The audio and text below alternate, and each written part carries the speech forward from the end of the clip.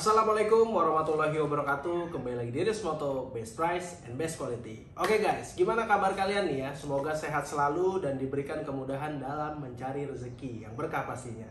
Oke guys, hari ini saya ingin sharing ya beberapa cara. Ada 8 cara perawatan motor. Gimana caranya? Terus di Rismoto.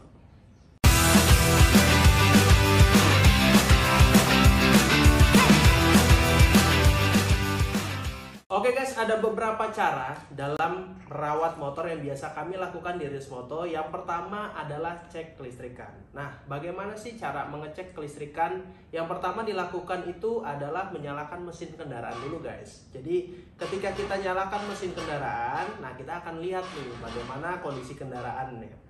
Biasanya kalau misalnya ada trouble di masalah kelistrikan atau mesin, dia suka keluar tuh di daerah speedometernya. Biasa ada gambar engine atau yang lain-lain. Nah, yang paling gampang kelihatan itu adalah di masalah sen.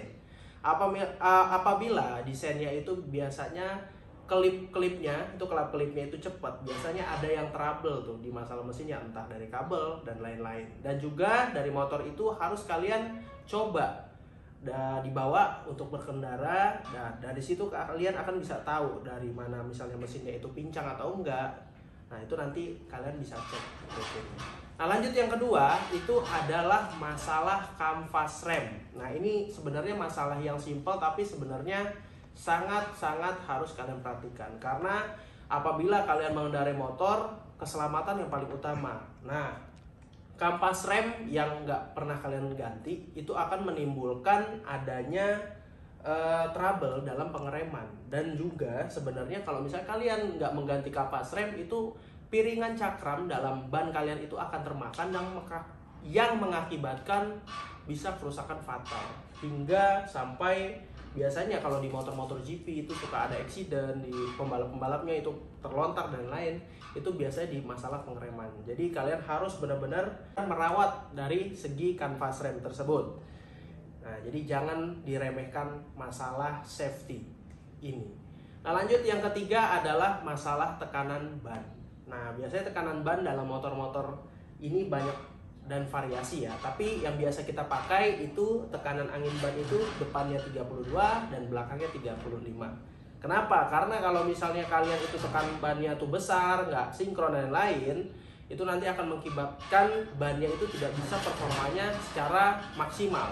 Alhasil yang terjadi bisa nanti bahaya lah pokoknya di jalan. Nanti kalau misalnya kena jalanan yang kurang datar, itu nanti bisa membuat kalian accident. Yang ngebahas yang ketiga itu ada tambahannya, yaitu selang rem. Nah, selang rem ini kalau misalnya kalian berkendara di motor-motor besar ini, yang kita di stok kita ada 250 cc ke atas, selang rem itu adalah yang paling utama. Karena biasanya teman-teman bikers kalau misalnya masalah pengereman, pasti yang paling utama diganti menurut kalian itu adalah kaliper lah, harus Brembo lah, harus ini, harus itu. Tapi yang paling penting sebenarnya adalah selang rem. Kenapa? Banyak sekali kendaraan pada saat kalian touring itu remnya blong dan lain-lain. Itu terjadi karena selang rem biasanya pada kendaraan-kendaraan di motor-motor besar berikut dia masih menggunakan karet guys. Nah, itu pada saat kalian touring, kalian panas motornya, itu dia memuai. Alhasil akhirnya pengeremannya tidak bisa maksimal yang menyebabkan rem blong.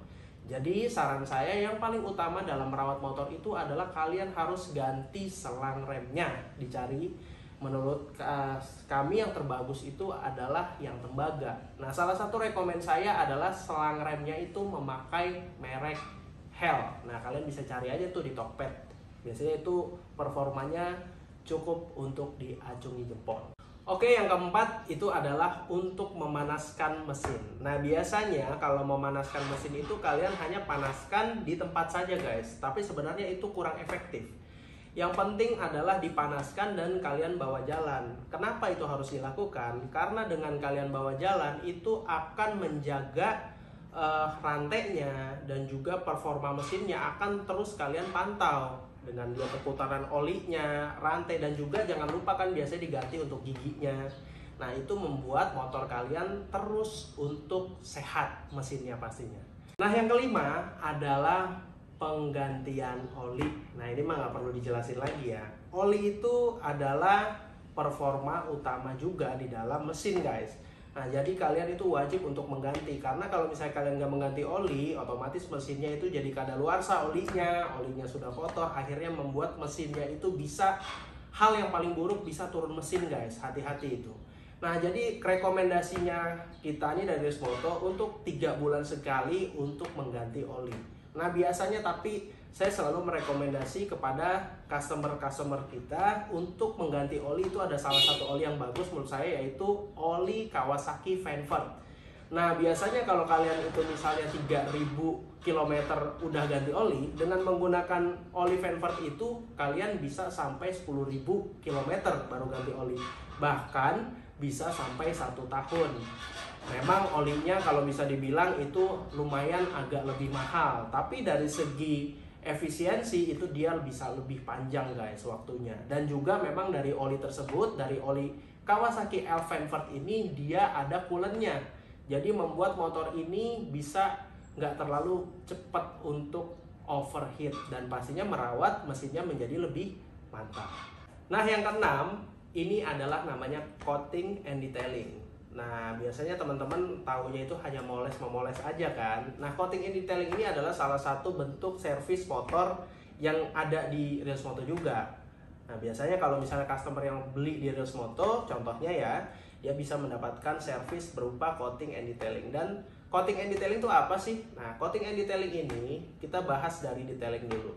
Detailing ini adalah kita memberikan namanya detail ya, yaitu detail. Jadi semuanya bodinya dibuka dari motornya, dibersihkan secara maksimal guys. Nah jadi bodinya, dalamnya semua dibersihkan, dan setelah semuanya dibersihkan lanjut proses coating. Coating itu adalah memberikan lapisan pada bodi motor, sehingga motor itu ada lapisannya lagi, ada layernya. Biasanya ada berapa layer? Nah biasa kita pakai itu ada 2 layer, sehingga kalau misalnya ada debu atau ada goresan itu tidak langsung mengenai bodi motor. Nah ini menurut saya adalah salah satu cara perawatan yang luar biasa efisien juga, karena untuk menjaga dari cat motor dan juga mesin-mesinnya motor, sehingga kalian bisa lebih puas dengan otomotif motor kalian. Nah yang ketujuh adalah frame slider. Nah kenapa frame slider ini penting? Biasanya kalau kalian berkendara kan paling yang disayangi adalah masalah bodi motornya, kendaraannya. Nah bagaimana sih kita apabila terjadi kecelakaan atau misalnya jatuh, kalau misalnya orang motor bilang jatuh bego, tapi bodinya bisa tetap dilindungi. Nah salah satunya adalah menggunakan frame slider. Frame slider itu bentuknya contohnya seperti yang di belakang saya ini. Jadi kayak ada tonjolan gitu ya di tambahan part. Itu gunanya untuk apabila kendaraan kalian itu jatuh bego atau lain-lain, itu melindungi untuk bodinya tidak menyentuh aspal guys. Biasanya itu di video-video saya selalu saya jelaskan di setiap review motor. Dan juga nggak hanya frame slider, ada juga namanya crash bar. Crash bar itu sama fungsinya seperti yang ada di motor BMW ini contohnya ya.